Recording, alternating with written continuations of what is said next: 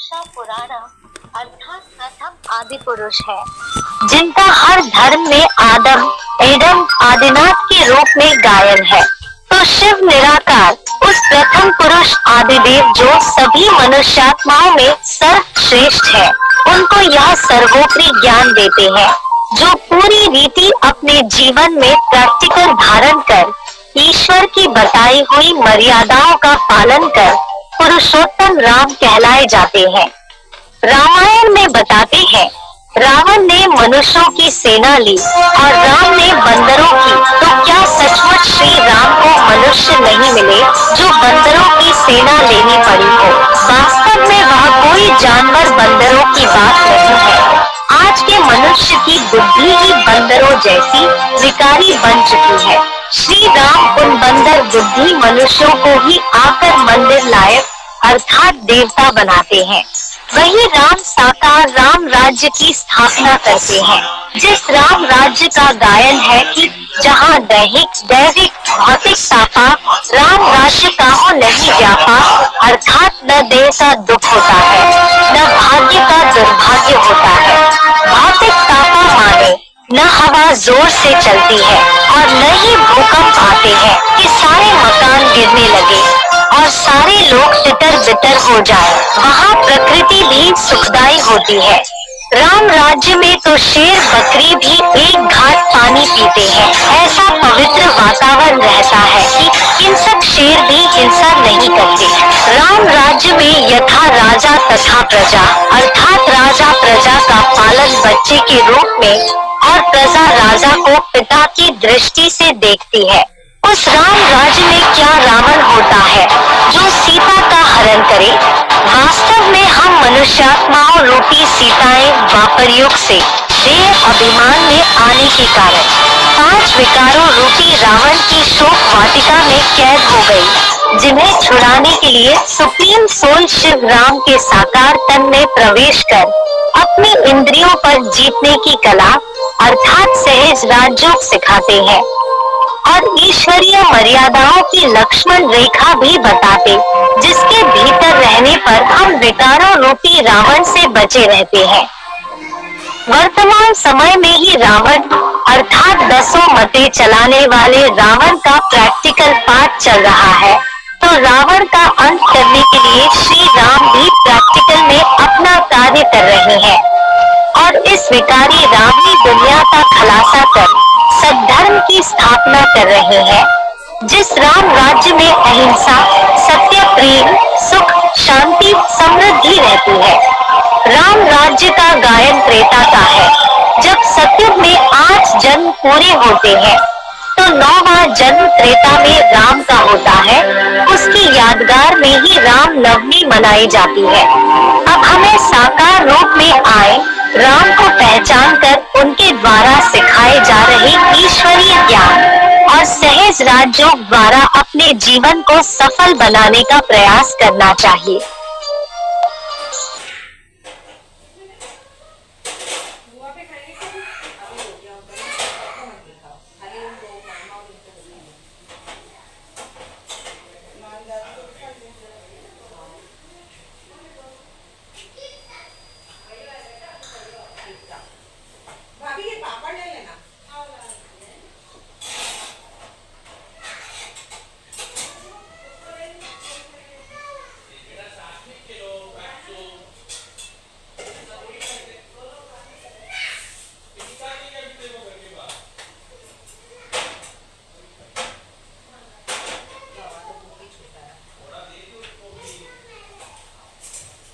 শ্রদ্ধালুদের এবং ভক্তদের দ্বারা মানানো রামনবমীর এই পাবন অবসরের জন্য আপনারা যে নিজের বহুমূল্য সময় বের করে এই অনলাইন মিটিং এ জুড়েছেন, তার জন্য আপনাদের সবাইকে আধ্যাত্মিক বিশ্ববিদ্যালয় থেকে আমি হৃদয় থেকে স্বাগত করছি। রাম নামের মহিমা অপরম অপার। আজকে আমি শ্রী রামজির জন্মের সাথে জুড়ে রামনবমীর পর্বতে কিছু আধ্যাত্মিক রহস্যের সাথে আপনাদেরকে অবগত করাতে চাইব। আপনাদের মধ্যে অনেকেই হয়তো জানেন যে রামনবমীর উৎসব চৈত্র মাসের শুক্লপক্ষের নবমীতে মানানো হয়। সনাতন ধর্মের ধর্মশাস্ত্র অনুসারে এই দিন মর্যাদা পুরুষোত্তম ভগবান শ্রী রামজি জন্ম নিয়েছিলেন। রামনবমীর উৎসবে মাত্র সনাতন ধর্মের সভ্যতাতে মহত্বপূর্ণ স্থান রয়েছে। আর রামনবমীর জনপ্রিয়তা দিন প্রতিদিন বেড়ে চলেছে, আরো ভবিষ্যতে বাড়তে থাকবে। শ্রী রামজিকে সাক্ষাৎ বিষ্ণুর অবতার রূপে মানার কারণে এই পর্বটা ভারতবাসীরা বিশেষ শ্রদ্ধা অত্যন্ত বিশ্বাসের দ্বারা মানায়। রামনবমীর দিনে চৈত্র নবরাত্রিরও সমাপন হয়ে যায়। অতএব পিতা শুভ তিথিতে ভক্তলোকেরা রামনবমী রূপে মানায় এবং নদীতে স্নান, পূজা, ব্রত, উপবাস, কথা, যজ্ঞ, দান ইত্যাদিও করে। আজকে ভারতবাসীরা সবাই রামনবমী তো মানান, কিন্তু বাস্তবে কেউ কি জানেন কি রাম কবে জন্ম নিয়েছিলেন? আর রাম এমন কি কর্তব্য করেছিলেন যার কারণে উনি এত মহিমাযোগ্য এবং পূজনীয় হয়ে গেলেন? এই প্রশ্নের সঠিক উত্তর জানেন কি? সেই জন্য আমরা আজ অনলাইন সভার দ্বারা এই রকম কিছু প্রশ্নের উত্তর এবং রামনবমীর আধ্যাত্মিক রহস্য সম্বন্ধে জানব। বলা হয় রামের থেকে রামের নাম বলো। এই জন্য দৈনন্দিন জীবনে অনেক প্রসঙ্গে আমরা রামের নাম নেই। যেমন একে অপরের সঙ্গে মিলার সময় রাম রাম বলি, রাম নামের মালা জপ করা হয়, দুঃখের সময় হে রাম বলি, মৃত্যুর সময় রাম নাম সত্য আছে বলি। মহিমার আধার হলো কর্তব্য, আর কর্তব্যের আধারে চরিত্র তৈরি হয়। তো এখন আমরা শ্রীরামজির মহান চরিত্রকে দেখব। তুলসীদাসও রামচরিত্র মানসে বলেছেন শ্রীরামজি এক আদর্শ পুরুষ, অর্থাৎ ওনার মধ্যে প্রত্যেক প্রকারের গুণ ছিল, যেমন করুণা, সত্য, ন্যায়, সদাচার, সাহস, ধৈর্য, আর সাথে সাথে একজন আদর্শ পুত্র, ভাই, স্বামী, রাজা এবং মিত্র ছিল। এছাড়া রামায়ণের নায়ক শ্রী রামজিকে মর্যাদা পুরুষোত্তম বলা হয়। এই কথাটা সবাই তো জানেন, কিন্তু যদি আপনাদেরকে জিজ্ঞাসা করা হয় শ্রী রামজি মর্যাদা পুরুষোত্তম কিভাবে হয়েছিলেন, হয়তো এর উত্তর সবার পাশে না হয়। শ্রী রামজি মর্যাদা পুরুষোত্তম কিভাবে হলেন, এই কথা জানার আগে আমরা মর্যাদা পুরুষোত্তমের অর্থ বুঝব। মর্যাদার অর্থ হল মর্যাদাতে থাকা। মর্যাদাতে থাকার অর্থই হল মন এবং বুদ্ধির সাথে সাথে ইন্দ্রিয়কে নিজের বশে রাখা। এরকম নিয়ম অনুসারে যিনি কর্তব্য করেন ওনাকে বলা হয় পুরুষোত্তম। পুরুষোত্তম অর্থাৎ পুরুষদের মধ্যে যিনি উত্তম পদ বাজান। শুধুমাত্র পুত্র রূপে নয়, বরঞ্চ একজন রাজা ও মিত্রদূতে নিয়ে উচিত ভাবে মর্যাদা পালন করেছিলেন। তার জন্য বলা হয় রাম রাজা, রাম প্রজা, রাম সাহুকার, দশী নগরী গিরিদাতা, ধর্ম কা উপকার। রাম রাজ্যের গায়ন আছে। রাম রাজ্যে রাজা যেরকম, প্রজা সেরকম, অর্থাৎ রাম প্রজাদের নিজস্ব পুত্র রূপে পালন করতেন, আর প্রজারাও রাজাকে নিজের পিতার দৃষ্টিতে দেখতেন। রাজার কর্তব্য পালন করেছিলেন শ্রীরামজি, সেরকম প্রজার কর্তব্য উনি পালন করেছিলেন। আপনারা ভাবছেন কি রামজি তো রাজা ছিলেন, উনি প্রজা কিভাবে হলেন? প্রজার অর্থই হলো প্রকৃষ্ট রচনা। একজন পুত্র নিজস্ব পিতার প্রজাই হয়, তাহলে রাজা দশরথের আজ্ঞা পালক পুত্র রূপে উনি শ্রীরামজি উত্তম প্রজার উদাহরণ প্রস্তুত করলেন। সেই জন্য উনি নিজের পিতার আজ্ঞার মান রাখার জন্য কষ্ট সহ্য করা খুশি খুশিতে স্বীকার করে নিয়েছেন। আর উনি প্রমাণিত করে দিলেন যে রঘুকুল রীতি সদা চলি আয়ু প্রাণ যাওয়ার পর বচন না যায়। এছাড়াও রামজি মিত্রতার কর্তব্য উত্তম ভাবে পালন করেছিলেন। উনি জিনার সাথে মিত্রতা করেছিলেন, ওনার সাথে মিত্রতা পুরোপুরি হৃদয় থেকে পালন করতেন। মহান রাজা হওয়া সত্ত্বেও শ্রীরামজি প্রত্যেক জাতি বর্গের বা ব্যক্তিদের সাথে মিত্রতা করেছেন, যেমন মাঝি হোক বা সুগ্রীব বা বিভীষণ, সবার সাথে স্বেচ্ছা মিত্রতা করেন।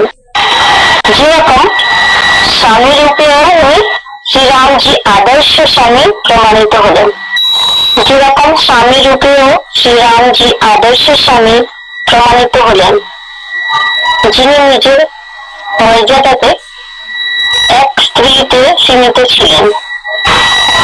প্রত্যেক স্ত্রীকে নিজের মাতা, বোন বা দেবী রূপে সম্মান দিতেন। এ পর্যন্ত কি সূর্পনখার মতো রাক্ষসীকেও উনি দেবী বলে সম্বোধিত করেছিলেন। সেই জন্য এই যুগে ব্যভিচার, দুরাচার ও ভ্রষ্টাচারের বৃদ্ধি থেকে মুক্ত সমাজ বানানোর জন্য রামজির জীবন চরিত্র একটা সর্বোত্তম উদাহরণ রয়েছে। তবুও আজকের শিক্ষা প্রণালীতে রামজির চরিত্রকে অনুসরণ করতে খুবই কম মানুষকে দেখতে পাওয়া যায়। আর অধিকাংশ মানুষ নিজের ইন্দ্রিয়ের অধীন হয়ে চরিত্রহীন, মর্যাদাহীন হতে থাকে। তাহলে শ্রী রামজি চরিত্রবান হওয়ার আধার হলো কি? শিক্ষা। কিরকম শিক্ষা? ভৌতিক বা আধ্যাত্মিক? অবশ্যই বলা হবে আধ্যাত্মিক শিক্ষা, যা ছাড়া সমস্ত শিক্ষা অসম্পূর্ণ। আধ্যাত্মিকতার অর্থ শুধুমাত্র পূজা পাঠ, তীর্থযাত্রা, জপ, তপ, দান, পুণ্য করা নয়, কিন্তু আধ্যাত্মিকতার অর্থ হলো অধিকার ভেতরে। আর আত্মিক মানে আপনার ভেতরে কি রয়েছে, ওই জ্ঞানকে আধ্যাত্মিক জ্ঞান বলবে। শরীরের ভেতরের কথাগুলো অনেক মানুষেরা বলেছেন, কিন্তু আত্মার ভেতরের কথা আপনার পিতা, গীতা জ্ঞান দাতা, পরম পিতা জ্যোতির্বিন্দু নিরাকার শিবের অতিরিক্ত আর কেউ বলতে পারবে না। যার জন্য গীতাতে বলা হয়েছে, বিদ্যার মধ্যে আমি রয়েছি আধ্যাত্ম বিদ্যা। আধ্যাত্মবাদী না হওয়ার কারণে মানুষ আজকে ভৌতিকবাদী অর্থাৎ আত্মার ধর্মকে ভুলে নিজেকে শরীর ভেবে নিয়েছে, যার কারণে জীবন ভয়ভীত হয়ে গেছে। যার উল্লেখ গীতাতে এসেছে, স্বধর্মে নিধন শ্রেয়, পরধর্ম ভয়াবহ। কিন্তু এরকম ভয়মুক্ত জীবন বানানোর জন্য, আত্মিক জ্ঞান দেওয়ার জন্য নিরাকার শিবকে কোন সাকার শরীর নিতে হয়। সেই আধ্যাত্মিক জ্ঞানের আধারে প্রত্যেক মানুষের মধ্যে উনি বাস করেন এবং সবার মনের মধ্যে রমণ করেন। সেই জন্য ওনাকে রাম বলা হয়। কিন্তু এই প্রশ্ন উঠছে কি, বাস্তবে শ্রীরাম কে? ভক্তিমার্গে বলা হয়, एक राम दशरथ का बेटा, एक श्री राम घट में लेटा। অর্থাৎ ভক্তিমার্গে দেখানো হয়েছে কি রাজা দশরথের জ্যেষ্ঠ পুত্রকে শ্রীরাম রূপে দেখানো হয়। কিভাবে চারটে শ্রীরামকে দেখানো হয় না? এর অর্থ হলো ওই শ্রীরাম যে নিজের শ্রেষ্ঠ কর্তব্যের দ্বারা ঘট ঘট অর্থাৎ প্রত্যেকের স্মৃতিতে উনি বিরাজিত থাকেন। যার জন্য বলা হয়েছে, জন্মতি যোগিন ইয়াসমিন ইতি রামা। এর অর্থ হলো জিনার স্মরণে যোগীরা রমণ করেন, খেলা করেন। এরকম শ্রেষ্ঠ কর্তব্য কে শিখিয়েছিলেন? রামজিকে মর্যাদা পুরুষোত্তম কে বানিয়েছিলেন? বাস্তবে সমগ্র বিশ্বতে যতজন সফল ব্যক্তি হয়েছেন ওনাদের সেই সফলতার পিছনে কারোর না কারোর হাত অবশ্যই ছিল। ঠিক সেই রকম সব মানুষের আত্মাদের মধ্যে সর্বোত্তম শ্রীরামজিকেও কেউ না কেউ অবশ্যই বানিয়েছেন। এই দুনিয়াতে শ্রেষ্ঠ আচরণ শেখানোর জন্য কোনো মানুষ হতে পারে না, কেননা কর্মের থিওরি সম্বন্ধে বড় বড় ন্যায়াধীশ ঋষিমুনি বিদ্যালয়ও ভ্রমিত হয়ে গেছে। তাহলে কর্মের গুচ্ছগতি জ্ঞান কেবল উনি দিতে পারেন যিনি স্বয়ং এই জগতের কর্মের চক্রে আসেন না, অর্থাৎ জগৎ থেকে সম্পূর্ণ আলাদা রয়েছে। জগৎ থেকে আলাদা হওয়ার কারণে তিনি অজন্মা, অকর্তা, অভোক্তা রয়েছেন। নিজের শরীর না হওয়ার কারণে ওনার কোনো স্বার্থ থাকে না, সদৈব কল্যাণকারী হন। ওনাকেই আমরা নিরাকার রাম বা পরমপিতা পরমাত্মা শিব বলতে পারি, যিনি এখন সাকার শরীরে এসে কর্মের গুচ্ছ গতির জ্ঞান দিচ্ছেন, যার আধারে উনি শুধুমাত্র রাম রাজ্যের স্থাপনাই নয়, ওর সাথে সাথে আসুরি সৃষ্টির বিনাশও করান সেই সাকার রামের দ্বারা। ঈশ্বরকে নিজের কর্তব্য করার জন্য যেরকম দেশ সেই রকম পোশাক পরিধান করতে হয়। সেই জন্য নিরাকার জ্যোতির্বিন্দু শিব এই সাকার সৃষ্টিতে আসেন তো প্রকৃতির আধার নন, যার জন্য গীতাতে বলা হয়েছে প্রকৃতির স্বয়ং অবষ্টভ্য, অর্থাৎ আমি নিজে প্রকৃতিকে বশে করে আসি। এখন আপনাদের মনে হয়তো প্রশ্ন উঠছে কি নিরাকার শিব সাকারে শ্রীরাম রূপে ওনার মধ্যে দিব্যজন্ম কখন নিয়ে এই সৃষ্টিতে অবতরণ হয়? এই অবতরণের সময়কে রামায়ণে বলা হয় जब जब हुई धर्म की ग्लानि बड़े असुर अधम अभिमानी तब तब लेत प्रभु मानुष शरीरा। এর অর্থ হলো যখন দুনিয়া নরকের সমান হয়ে যায়, অর্থাৎ পাপ এবং হিংসা নিজের চরম সীমাতে পৌঁছে যায়, আর এই দুনিয়াতে প্রত্যেক মানুষ জঙ্গলের কাটার মতো দুঃখদায়ী হয়ে যায়, তখন দুঃখদায়ী দুনিয়া নাশ করার জন্য এবং সাধু সন্তকে রক্ষা করার জন্য প্রভু সাধারণ মানুষের দেহে অবতরিত হন। এখন আমাদেরকে ভাবা উচিত, একদিকে রাম রাজ্যের গান আছে দৈহিক দৈবিক ভৌতিক তাপা রাম রাজ্য কাহু নাহি ব্যাপা, অর্থাৎ যেখানে কোনো দেহের দুঃখ হয় না, না ভাগ্যের দুর্ভাগ্য হয়, আর না ভৌতিক তাপা মানে জোরে হাওয়া চলে, আর না ভূমিকম্প হয় যেখানে সব ঘর বাড়ি ভেঙে পড়বে, যেখানে প্রকৃতিও সুখদায়ী হয়। রাম রাজ্যে তো বাঘে গরুতে এক ঘাটে জলপান করে, এরকম পবিত্র বাতাবরণে থেকেও হিংসক পশু হিংসা করে না। দ্বিতীয় দিকে বলা হয় শ্রীরামজি অসুরদের বধ করে অনেক সাধু সন্তকে রক্ষা করেন।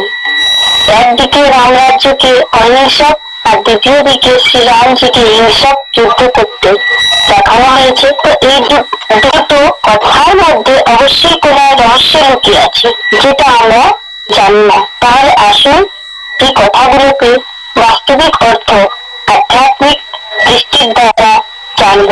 কালচক্রে যে চারটি যুগ বলা হয়, সত্যযুগ, ত্রেতা যুগ, দ্বাপর যুগ আর কলিযুগ, এর মধ্যে অর্ধেক সময় সত্য ত্রেতা যুগ সুখের দুনিয়া স্বর্গের উপর দিন হয়, আর অর্ধেক সময় অর্থাৎ দ্বাপর কলিযুগ দুঃখের দুনিয়া নরকে যেতে রাত হয়।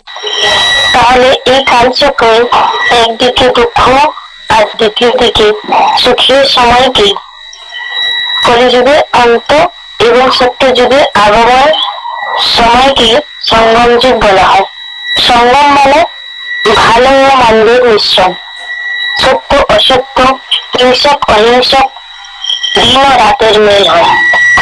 ওই সময়ে স্বয়ং পরমপিতা পরমাত্মা শিব এই সৃষ্টিতে অবতরিত হন এই পৃথিবীকে নরক থেকে স্বর্গে পরিণত করার জন্য, এবং সাধারণ মানব শরীরের দ্বারা অসাধারণ কর্তব্য ও শ্রীরামের মতো প্রত্যেক পরিস্থিতিতে স্থির বুদ্ধি হওয়ার উত্তম উদাহরণ প্রস্তুত করেন, যে কাজটা সবাই অনুকরণ করে।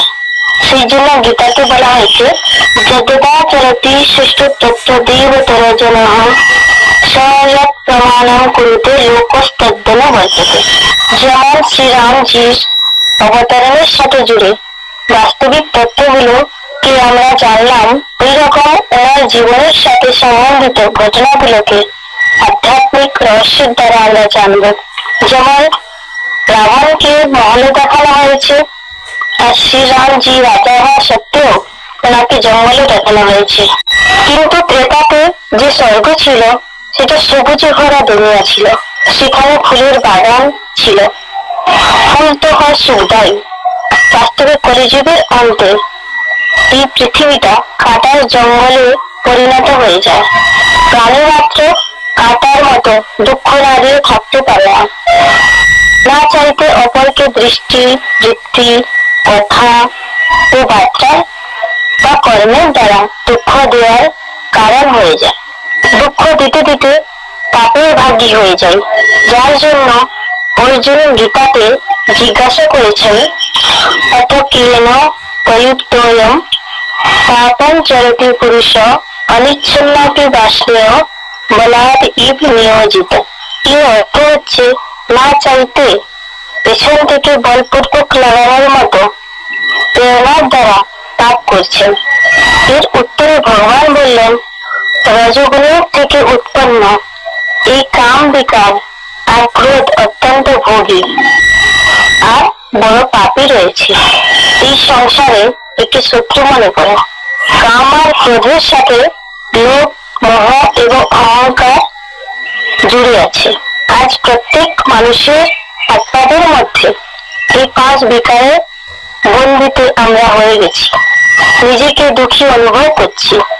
ঠিক সেই রকম যেমন রাবণের বন্দিতে সীতাকে দুঃখী দেখানো হয়, রাম রাজ্যে সীতাকে রাবণ অপহরণ করতে দেখানো হয়েছে। তাহলে কি বাস্তবে ত্রেতা যুগে রাবণ ছিল? না, প্রকৃতপক্ষে আমরা সবাই মানুষের আত্মা রূপে সীতা দাপর কলিযুগে দেহভানে আসার কারণে পঞ্চ বিকার রূপী রাবণের সুখ বাটিকাতে বন্দী হয়ে গেছি।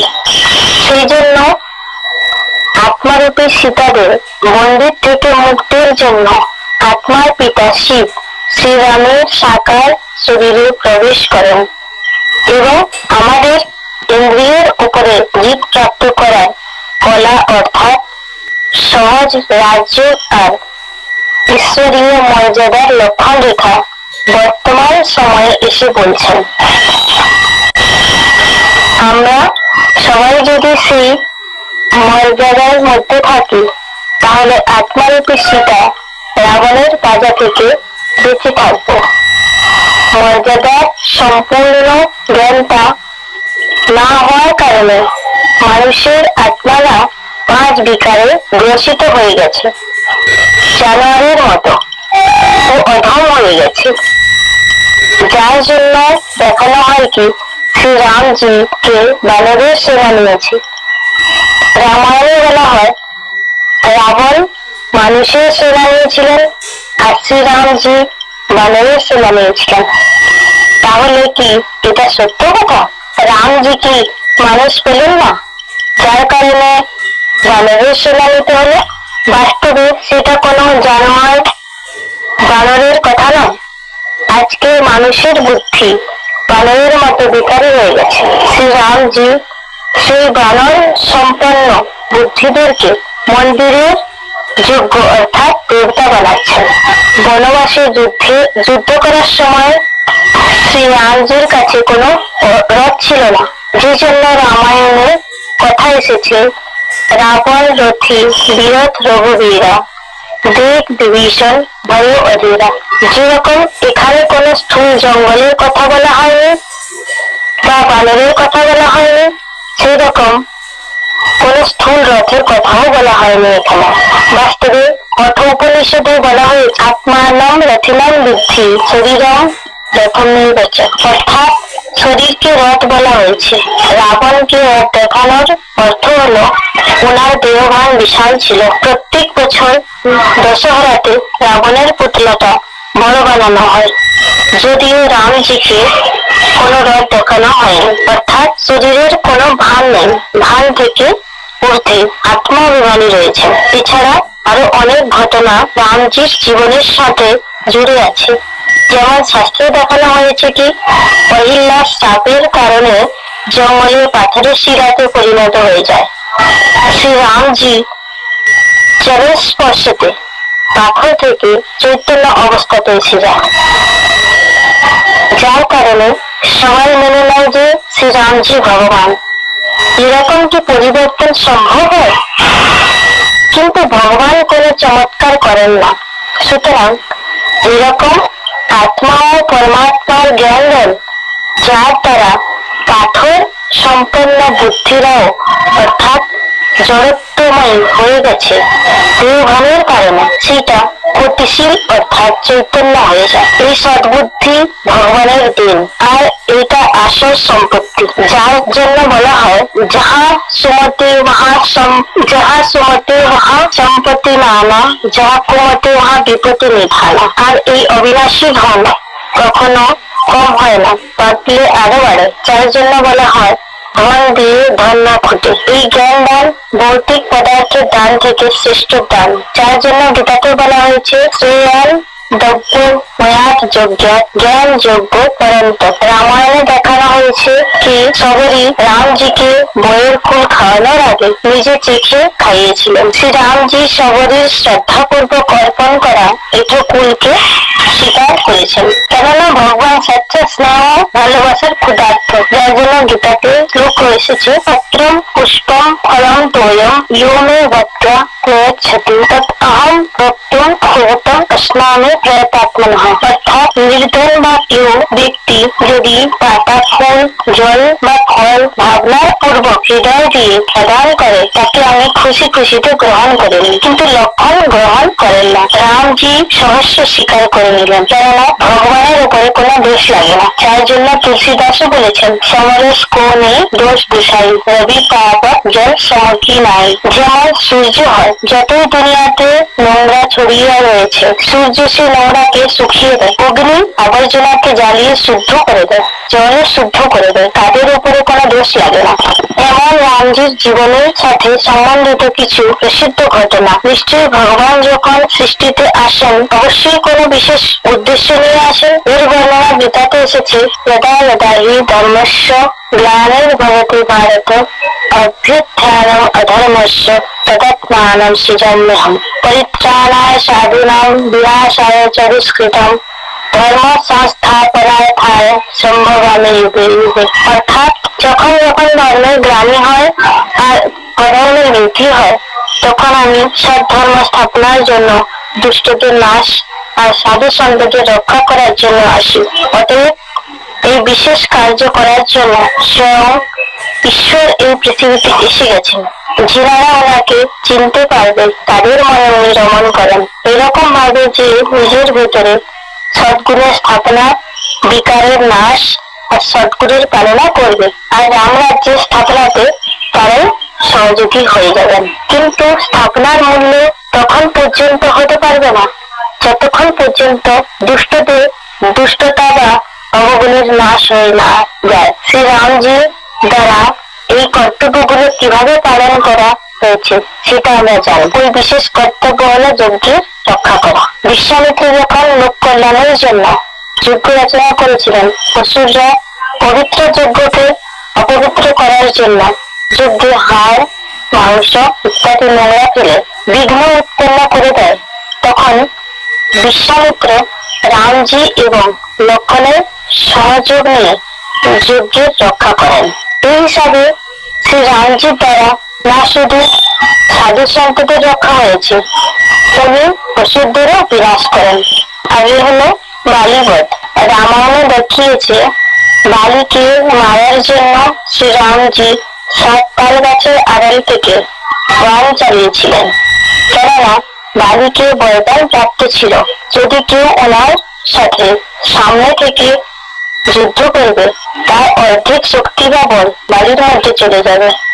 সেই জন্য ভগবান শ্রীরামজিও যুক্তির দ্বারা বালিকে বধ করেন। এটা কোনো ছল নয়, বরঞ্চ যুক্তি। কেননা বলা হয় লোহে সে লোহা কাটা যাতা হয়, অর্থাৎ দুষ্টের সঙ্গে যুদ্ধ করতে দুষ্টতার সাহায্য নিতে হয়। বলা হয় সাথে সাধ্যম সমাচরে। এরপরে শ্রীরামজির মুখ্য কর্তব্য হলো রাবণের বধ, অর্থাৎ খারাপের উপর ভালোর বিজয়ের প্রতীক। রাবণকে শাস্ত্রে ভীষণ বলশালী, 10 মাথা সম্পন্ন এবং অসুর রূপে দেখানো হয়েছে, যিনি বেদ শাস্ত্রের জ্ঞানী ছিলেন, কিন্তু নিজের অহংকারের কারণে ব্রাহ্মণ হওয়া সত্ত্বেও ওনাকে অসুর বলা হয়। এখন প্রশ্ন এটা উঠছে কি 10 মাথা সম্পন্ন কোন ব্যক্তি কি হয়? আর ওই 10 মাথার উপরে রাধার মাথা দেখানো হয়, আসলে নাম কাজের উপরেই পড়ে। আর রাবণ নামের অর্থই হচ্ছে রাবয়তে লোকান ইতি রাবণ, অর্থাৎ যে সবাইকে কাঁদিয়ে দুঃখ দেয়। রাবণের আসল রূপ কি? বাস্তবে এরকম কোন 10 মাথা সম্পন্ন ব্যক্তিত্ব হয় না, কেননা যদি হতো তাহলে ওনার বংশাবলীও দেখতে পাওয়া যেত। বাস্তবে 10 মাথার মধ্যে 5 মাথা হলো 5 বিকার, অর্থাৎ কাম, ক্রোধ, লোভ, মোহ আর অহংকারের সূচক। আর বাকি 5 মাথা প্রকৃতির তত্ত্ব, অর্থাৎ পৃথিবী, জল, বায়ু, অগ্নি, আকাশের সূচক, যাকে রাবণ নিজের খাটের পায়ে বেঁধে রেখেছিলেন। এছাড়া রাবণের 10 মাথার উপরে গাধার মাথা দেখানোর মানে 5 বিকারের এবং 5 প্রকৃতির তত্ত্ব প্রধান হওয়ার কারণে দেহের ভান, অর্থাৎ আমিও কিছু রয়েছে, যাকে অহম ভাব বলা হয়। নিজেকে দেহ ভাবা এবং অপরকেও দেহরূপে দেখা, এই ভাবে থেকে প্রত্যেক প্রকারের কর্তব্য করা, এটাই হচ্ছে গাধার মাথার অর্থ। রামায়ণে দেখানো হয়েছে শ্রীরামজি রাবণকে বধ তীরের দ্বারা করেন। এটা কোনো স্থূল তীরের কথা বলা হয়নি। রাম রাজ্যে কোনো স্থূল হিংসা হয় না। যখন আজকের সাধু সন্তরাও হিংসা শেখান না, গীতাতেও দেবতাদেরকেও অহিংসক বলা হয়েছে, তাহলে স্বয়ং ভগবান হিংসক যুদ্ধ কি করে করতে পারবেন? বাস্তবে কবিদের অলঙ্কারী এবং প্রতীকাত্মক ভাষা হয়। তীর মানে জ্ঞানের বাণ বা তীর। যেরকম কাউকে তীর লাগালে আঘাত পায়, তার জন্য গীতাতে এসেছে তস্মাৎ অজ্ঞান সম্ভূতম হৃদয়স্থম জ্ঞানাসীনা আত্মনঃ চিত্বা এনম সংশয়ম যোগম উত্তিষ্ঠ উত্তিষ্ঠ ভারত, অর্থাৎ অজ্ঞান থেকে উৎপন্ন হয়ে হৃদয়তে স্থিত সংশয়কে আত্মার জ্ঞান কাটারি দিয়ে কেটে যোগী জুড়ে যাও। এই প্রকারের জ্ঞানের দ্বারা যখন আমরা রাবণের উপর বিজয় প্রাপ্ত করে নেব, তখনই রাম রাজ্য আসবে বা আমরা সবাই অযোধ্যাবাসী হয়ে যাব। অযোধ্যার অর্থ হলো অ মানে নেই, যুদ্ধ মানে যুদ্ধ, যেখানে যুদ্ধ হয় না। এটা কোনো ইউপিতে স্থিত স্থূল স্থানের কথা কি হতে পারে? বাস্তবে এখন বর্তমান সময়ে কলিযুগান্তে প্রকৃত শ্রীরাম এসে সুন্দর সুখদ দুনিয়া স্থাপনা করছেন, যার গায়ন আছে অযোধ্যা। মানে এরকম আত্মাদের সংগঠন যেখানে কোনো নিজেদের মধ্যে ঝগড়াঝাটি হয় না, এরকম পরিবার তৈরি হয়। মুখ দিয়ে কোনো ঝগড়া করে না, সেখানে কেউ কাউকে লাল লাল চোখ দেখায় না, ভাইব্রেশনের দ্বারাও লড়াই করে না, গালাগালি বা মারামারি করা তো দূরের কথা। ওইটাই হচ্ছে রাম রাজ্য, যেখানে একের কন্ট্রোলে সবাই ভালো করে চলে। এক ধর্ম, এক রাজ্য, এক কুল, এক ভাষা, এক মত, ঝগড়ার কোনো প্রশ্নই ওঠে না। সেটাকে বলা হয় আসল অযোধ্যা বা অযোধ্যার নিবাসী। বিচার করে দেখুন, ইউপিতে স্থিত অযোধ্যা নগরীর বাসিন্দারা এরকম পরিবারের ভাষণা কি ওনাদের মধ্যে উপস্থিত রয়েছে? তাদের কি অযোধ্যা নিবাসী বলা হবে? না, আসল অযোধ্যা তো বাস্তবে শ্রীরামের দ্বারা এখন স্থাপনা হচ্ছে। এখন আগের প্রসঙ্গ হলো অযোধ্যা রাম মন্দির। আপনারা সবাই এই কথা থেকে পরিচিত অবশ্যই হবেন। কিছু মাস আগে অযোধ্যাতে রাম মন্দিরের প্রাণ প্রতিষ্ঠা মহোৎসব অত্যন্ত উল্লাসিতভাবে মানানো হয়েছে। কেননা কয়েক বছরের সংঘর্ষের পরে অযোধ্যাতে রাম মন্দিরের স্থাপনাতে সফল হয়েছে। কিন্তু আমরা কি রামকে জানতে পেরেছি? যদি জানতাম তাহলে গান কেন গাই? চাरों तरफ लगाए फेरे फिर भी हरदम दूर रहे हम। এর মানে আমরা বাস্তবিক রামকে এখনো জানতে পারিনি। আধ্যাত্মিক দৃষ্টিকোণের দ্বারা শ্রীরামের মন্দির অর্থাৎ ঘর কি বানাতে পারবে? স্বয়ং শ্রীরামজি নিজের ঘর বানাবেন। তাহলে কি এটা ত্রেতা যুগে শ্রীরামের কথা বলা হয়েছে? না, রামেরও ঈশ্বর নিরাকার শিব, পরমপিতা পরমাত্মা। সেই জন্য শ্রীরামকে শিবের মহিমা করতে রামায়ণে বলা হয়, শিব দ্রোহী মমদাস কাহাবা সো নর স্বপ্নে মহিনা পাওয়া। বর্তমান কল্পান্তের সময়ে উনি নিরাকার শিব, যিনি সাকার শরীরে আসেন, উনি বাস্তবিক শ্রীরাম, যিনি নিজের মন্দির রূপী ঘর স্বয়ং গুপ্ত ভাবে বানাচ্ছেন। যার জন্য বলা হয়, গুপ্ত বেশ মে সতयुग রচনে আয়ে শিব ভগবান, अब तो जाग जाग रे इंसान।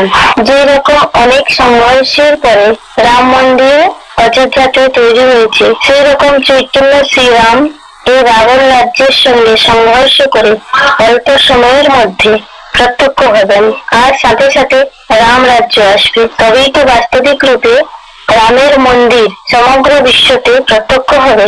আগে আমরা বুঝবো কি কোন যুক্তির দ্বারা রাবণ রাজ্যে অন্ত করে শ্রীরামজি গুপ্ত রূপে রাম রাজ্যে স্থাপনা করছেন। তার জন্য শাস্ত্রীতে বলা হয়, সরযূ নদীর তীরে অযোধ্যা নগরী অবস্থিত, ওখানে শ্রীরামের রাজ্য ছিল। এরকম শ্রেষ্ঠ নদীর তীরে অযোধ্যা নগরী অবস্থিত, যে অযোধ্যাতে কোনো যুদ্ধ হয় না। অহিংসক রাজ্য স্থাপনা অহিংসক পথের দ্বারাই হবে।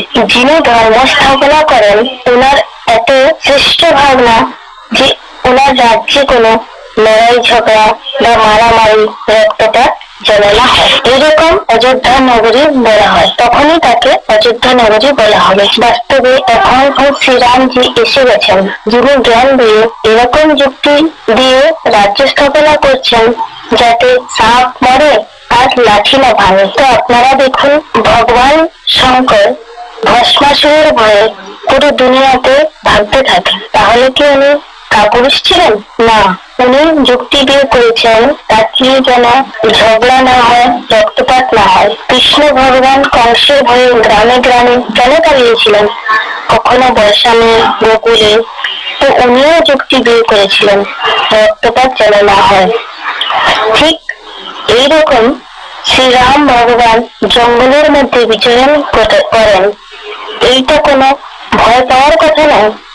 কিন্তু উনিও যুক্তি বের করেছিলেন, নিজে কষ্ট সহ্য করে প্রজাদের জন্য উত্তম রাজ্যের স্থাপনা করেন। যত ধর্মগুলো স্থাপনা হয়েছে, সব ধর্মতেই মারামারি হয়েছে।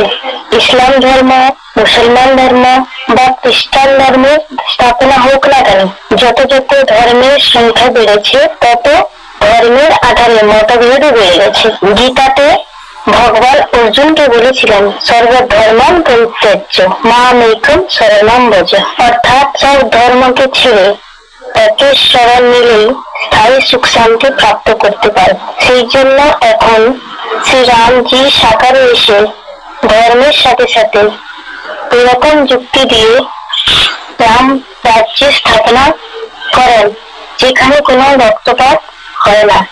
ওটাই হচ্ছে রাম রাজ্য, যার গায়ন আছে, দৈহিক দৈবিক ভৌতিক দাতা রাম রাজ্য কারো নেই ব্যাপা। এখন আমরা শ্রীরামজির কর্তব্যকে জানলাম, আর ওই কর্তব্যের জন্য উনি মহিমা যোগ্য হয়ে গেছেন। এখন আমরা শ্রীরামজির কর্তব্যকে জানলাম, আর ওই বিশেষ কর্তব্যের জন্য উনি মহিমা যোগ্য হয়ে গেছেন। সেই জন্য রাম নামের মহিমা খুব বেশি রয়েছে। রামচরিত্র মানসে এসেছে, সম্মুখ হই জীব মোহি জবহি জন্ম কোটি অঘ নাশি তবহি। অর্থাৎ শ্রী রামজির সামনে আসা মাত্রতেই জন্ম জন্মান্তরে পাপ নষ্ট হয়ে যায়। তাহলে আজকে কত বছর থেকে শ্রীরামকে মেনে পূজা ব্রত রামায়ণ পাঠ করা সত্ত্বেও কি আমরা রামের সামনে পৌঁছতে পেরেছি? আর কি আমাদের জন্ম জন্মান্তরে পাপ নষ্ট হয়েছে? যদি পাপ নষ্ট হয়ে যেত তাহলে জীবনের মধ্যে কোনো দুঃখের চিহ্ন থাকতো না। তাহলে কি আমাদের জীবন থেকে দুঃখ দূর হয়ে গেছে? হয়নি। কেননা সম্মুখ মানে সামনে। কখন হতে পারবে? যখন আমরা সাকারে এসে গেছেন শ্রীরামজি, ওনাকে আধ্যাত্মিক জ্ঞানের দ্বারা জানবে এবং জেনে ওনার জ্ঞান এবং যোগের দ্বারা পুরো পাপ নষ্ট করবে। এর জন্য গীতাতে এসেছে, পিতরাগ ভয় ক্রোধা মন্ময়া মম উপাশ্রিতা বহুব জ্ঞান তপসা হুতা মদ ভাবম আগতা। অর্থাৎ রাগ ভয় ক্রোধকে পরিত্যাগ করে আমার পুরো আশ্রয় নিয়ে অনেক লোকেরা জ্ঞান যোগীর তপস্যার দ্বারা পবিত্র হয়ে আমার এই ভাবকে পেয়েছিল। আশ্রয় নেওয়ার তা কথা তখনই হয় যখন উনি সাকারে উপস্থিত হবেন। যেরকম রামজির মহিমা আছে, সেরকম ওনার জ্ঞানের মহিমাও অত্যন্ত অতুলনীয়। রামচরিত্র মানসে এসেছে, রাম পিতা না সে সব রোগ जो ही ভাতি বলে সংযোগ। অর্থাৎ রামজিকে চিনলে ওনার জ্ঞানের কৃপাপাত্র হয়ে যাবে, আর তার ফলস্বরূপ তার বিকার রূপী রোগের থেকে সম্পূর্ণ মুক্ত হয়ে যাবে। এখন বর্তমান সময়ে রামজি প্র্যাকটিক্যালি সমস্ত আত্মাদের রোগকে জ্ঞান ও যোগরূপী ওষুধের দ্বারা নষ্ট করে মানুষকে দেবতা বানানোর কাজ করছেন। সেই জন্য এই জ্ঞানরূপী ঔষধের জন্য বলা হয় রামবাণ ওষুধ। যখন কাউকে খুব ভালো ওষুধ দেওয়া হয় তখন ওই ওষুধের নাম দেওয়া হয় রামবাণ। বৈদ্যরা যখন ভালো ওষুধ দেয়, খুব ভালো কাজ করে, তখন তাকে বলা হয় রামবাণ ওষুধ। সেই ওষুধটা কখনো বিফল হয় না। এই সত্য জ্ঞানের দ্বারাই দুনিয়া থেকে বৈরাগ্য আসবে। তখন মানুষ নিজেকে পরিবর্তিত করার জন্য অগ্রসর হবে। সেই জন্য রামকে বলা হয়, তিনি বলবেন বিবেক না হয়ে রাম কৃপাতে সুলভ না সই। দুনিয়াতে তো ত্রেতাযুগে রামকে ভেবে নিয়েছেন। প্রকৃতপক্ষে ওই শ্রীরামকে, যিনি নেতা শ্রীরাম, ওনার প্রতি 100% স্নেহ ভালোবাসা যখন জাগৃত হবে তখন সবার প্রতি বৈরাগ্য এসে যাবে। যতক্ষণ পর্যন্ত এই দুনিয়ার সম্বন্ধে পদার্থের থেকে আসক্তি যাবে না, ততক্ষণ পর্যন্ত জ্ঞান আসতে পারবে না। যখন সবার প্রতি বৈরাগ্য আসবে তখন নিজের আত্মার 84 জন্মের জ্ঞান হবে। একসাথে তো হবে না, ধীরে ধীরে হবে। কিন্তু যতটা যতটা বৈরাগ্য আসবে ততটা জ্ঞান বৃদ্ধি হতে থাকবে, জ্ঞান বাড়বে এবং নিজের অনেক জন্মকে জানতে পারবো। বৈরাগ্যের কথা শুনে আপনাদের সবার মনে হয়তো বিচার আসছে কি আমাদেরকে হয়তো ঘর বাড়ি ছাড়তে হবে, কিন্তু এরকম কিছু নয়। গীতার জ্ঞান ভগবান অর্জুনের মধ্যে বৃহস্পতিকে দিয়েছিলেন। গীতাতে অর্জুন জিজ্ঞাসা করেছিলেন, এই মন ভীষণ চঞ্চল, এখানে ওইখানে নিয়ে যায়, এক জায়গাতে টিকতে দেয় না। তো ভগবান উত্তর দিলেন, মন বড় বলশালী, কিন্তু এই মনকে অভ্যাসের দ্বারা কন্ট্রোল করতে পারবে। বৈরাগ্য ছাড়া আত্মজ্ঞানের অভ্যাস পরিপক্ক হবে না। আর আত্মজ্ঞান যদি না হয় তাহলে পরমাত্মার জ্ঞান হতে পারবে না। আত্মা স্মরণ করতে হলে পাক্কা মনে রাখতে হবে, বিনু বৈরাগ বিবেক না হয়ে রাম কৃপা বিনু সুলভ না সই।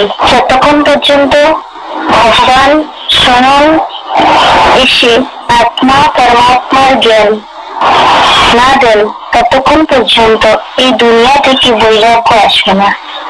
আর বৈরাগ্য যদি না আসে তাহলে আমরা ভগবানের সত্য সাক্ষী হতে পারবে না। এই জ্ঞানকেই ভগবানের সব থেকে বড় দান। এই জ্ঞানই ভগবানের সব থেকে বড় দান। এই জন্য রামায়ণে এসেছে, দাতা এক রাম বেকারি সারি দুনিয়া। এই জ্ঞানের দ্বারাই ভগবান আমাদেরকে পথের থেকে পাবন বানান। যার জন্য এই জ্ঞানের দ্বারাই ভগবান আমাদের পথের থেকে পাবন বানান। যার জন্য গাইতে থাকি, রঘুপতি রাঘব রাজা রাম পতিত পাবন সীতারাম। তো এখন আমরা উঁচু থেকে উঁচু ভগবানকে পেয়েছি, ওনার সঙ্গ অনবরত করা উচিত। একমাত্র উপায় হচ্ছে ইয়াদ আর সেবা। আমরা ভগবানকে যত স্মরণ করব, ভগবানও আমাদেরকে তত স্মরণ করবেন। যে যত ভগবানকে স্মরণ করবে, ভগবান ওনাকে তত আকর্ষিত করবে। হৃদয়ের থেকে হৃদয়ের মিল হয়।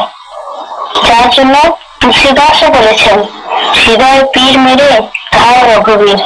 অর্থাৎ আমার হৃদয়ে যন্ত্রণা হয় আর শ্রীরামের হৃদয়ে আঘাত লেগে যায়।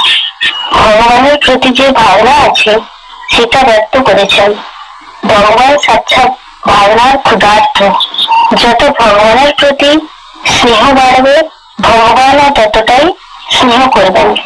আর তার কারণ আমাদের মধ্যে শক্তি, খুশি, উৎসাহ বাড়বে। যদি এগুলো বেড়ে যায় তাহলে এই জীবনে আর কি চাই? যার জন্য বলা হয়, परवाह थी पार ब्रह्म परमेश्वर की, वो मिल गया, बाकी और क्या चाहिए। ভক্তিতে বলি, ভগবান যখন আপনি আসবেন তখন আমি সম্পূর্ণভাবে অর্পিত হব। এখন ওই প্রতিজ্ঞাকে পূর্ণ করার সময় চলছে। খারাপের উপর ভালোর বিজয় প্রাপ্ত করা। ভক্তিতে বলি, ভগবান যখন আপনি আসবেন তখন আমি সম্পূর্ণভাবে অর্পিত হব। এখন ওই প্রতিজ্ঞাকে পূর্ণ করার সময় চলছে। খারাপের উপর ভালোর বিজয় প্রাপ্ত করা। এখন নির্ণয় নেওয়ার জন্য ভগবান স্বতন্ত্র ছেড়ে দিয়েছেন। এই দুনিয়াতে কলিযুগের অন্তে ভগবান যখন আসেন, সমগ্র দুনিয়া পথের ভিখারি রাবণ সম্প্রদায় হয়ে যায়। কেউ কুম্ভকর্ণের মতো সাধু সন্ন্যাসী, কেউ বিভীষণের মতো রয়েছেন। যে বিভীষণ রূপে রামকে জেনে রাবণের হাত ছেড়ে দিয়ে রামের সেনাতে এসে যায় এবং রাবণের যত দুর্বলতা ছিল সবকিছু রামকে বলে দেয়। মন, বাণী, কর্ম বা তন মন ধন দিয়ে রামের সহযোগী সম্পূর্ণরূপে হয়ে যায়, যার কারণে রাবণের বধ হয়ে যায়। আর বিভীষণ ছিলেন আত্মাভিমানী আর কুম্ভকর্ণ দেহ অভিমানী ছিলেন। সেই কারণে উনি কুলের লাশটা রাখার কারণে উনি রামের সাথ দিলেন না, রাবণের সাথ দিলেন। যদিও আমি বলতেন কি রাম তো সত্য ব্যক্তি, কিন্তু আমার ভাই রাবণ তো মিথ্যাচারী, তার সত্যিও উনি রাবণের সাথ দেন। কেননা কুলের কানেকশন শরীরের সঙ্গে হয়। বিভীষণ কুলের লাশটা রাখলেন না, উনি ভগবানের সাথ দিয়েছেন। সেই জন্য বিভীষণ উঁচু হয়ে গেল যে রাবণের সংগঠনকে লাথ মেরে রামের সাথ দিয়ে দেয়। সেই জন্য এখন এই কথার উপরে অবশ্যই বিচার করুন। কেননা বলা হয় রাম নাম সত্য, অর্থাৎ জীবনের অন্তিম সময়ে কলিযুগের শেষে সবার বুদ্ধিতে বসে যায় কি একমাত্র শ্রীরামই সত্য, আর বাকি সব মিথ্যে। সেই জন্য বলে ঝুটি মায়া ঝুটি কায়া ঝুটা সব সংসার।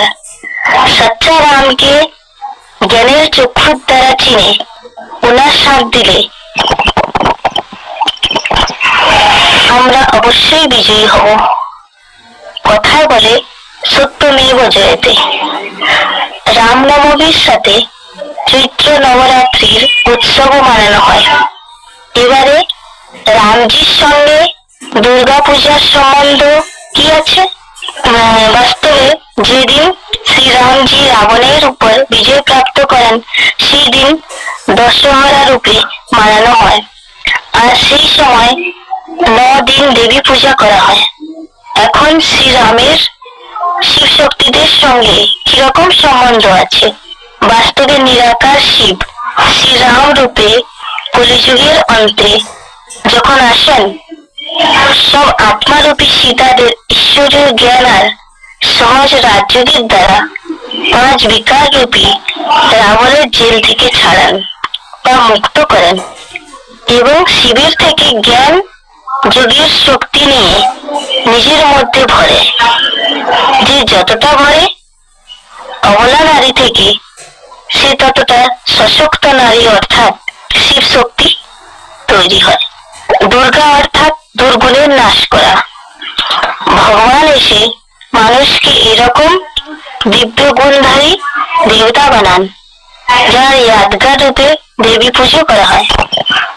অতএব এই সভার দ্বারা যে নতুন কথাগুলো আমরা জানলাম সেটাকে পুনরায় সংক্ষেপে বুঝবো।